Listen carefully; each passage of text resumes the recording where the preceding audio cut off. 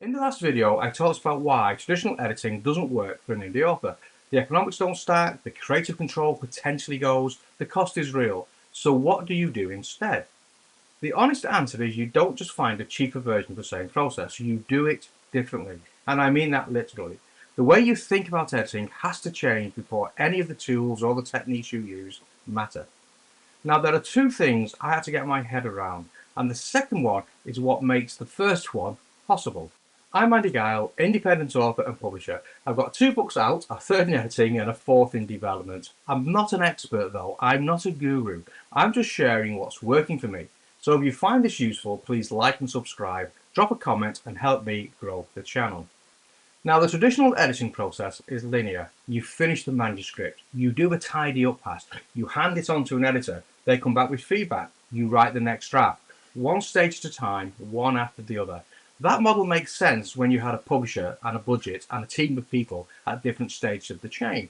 As an indie author, I don't have that, so I had to stop thinking about editing as something that happens after the writing and start doing it as I write.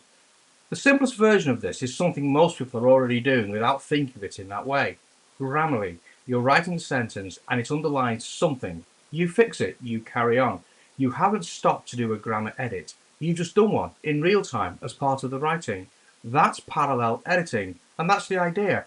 Now extend that. If a spell checker can check your spelling as you write, why isn't something checking your continuity, your character consistency, your world building details? And that's where the codex comes in. I've talked in earlier videos about building a codex, the document or set of documents that captures your world, your characters, their voices, their backstory, their internal conflicts, your locations, the route between them, the rules of the world you're building. Most people build a codex and use it as a reference. They go and loop something up when they can't remember it, and that's fine. That's better than nothing.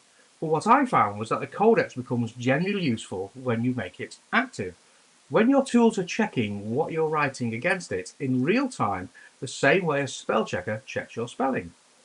Here's a real example. While I was writing The House, I had a character called Davies. Halfway through a paragraph, for no reason I can fully explain, I started calling him Dobby.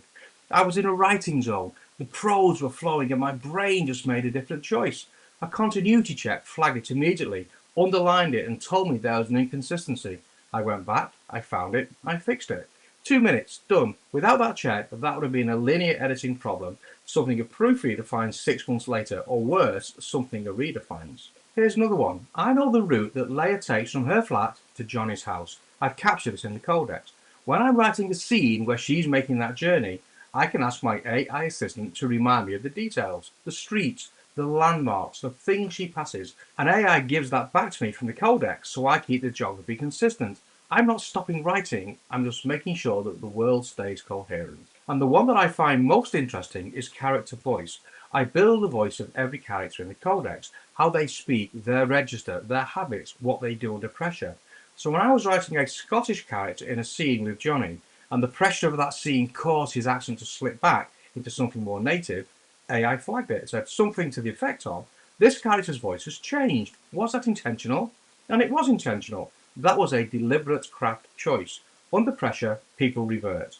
But the flag made me go back into the codex and capture it. This character's accent strengthens under pressure. Now that's locked in, and every scene I write with him from that point, that detail is live. And that's what I mean by an active codex. It's not just a document you wrote before you started, it develops as you write. The characters develop, the world develops, and the codex keeps up. Now, I'll go deeper into tooling in a future video. There's a whole section on this series dedicated to it, but it's worth a quick mention here, because it only works if you have the right setup. Tools like Pseudo-Write and Novelcrafter both allow you to build a story bible or a codex, and have AI reference it as you write. They're commercially available, they're not complicated to set up, and the fundamentals of what I'm describing are built into both of them. What I've done though is take a step further and build my own platform, and I'll explain why in a future video. But the point is, you don't have to do that. The approach is available to you now, with tools that already exist. Now, AI is not writing the prose, it's not making creative decisions, it's holding the knowledge and checking that what I'm writing is consistent with it. The same job as a spell checker does, but just at a different layer. The creativity is mine, the codex is mine. AI is just the tool that keeps it all in check while I'm writing. So the practical takeaway for this week: stop treating editing as a phase that comes after writing. Start doing it as you write. Make your codex active. Use it not just as a reference document, but as the thing your tools check your prose against in real time. Do both of those things and you reduce the load on every linear editing stage that follows. The typo review is lighter. The continuity check is lighter. The character consistency work is lighter because you've done it all along. So that's it for this one. In the next video, I want to look at proofreading. How many times you actually need to read your own book and when to stop. If you're finding this useful, leave a comment. Tell me what you're up to, what you're finding works. And like and subscribe if you haven't already. And with that said, I'll see you on the next one. Take care.